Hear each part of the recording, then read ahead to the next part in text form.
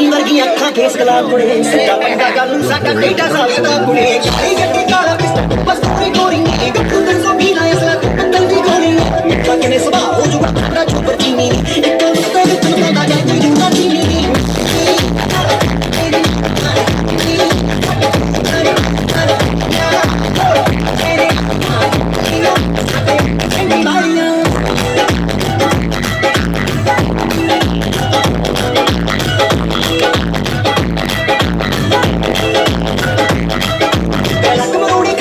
Discovery ਦੇ ਸਭ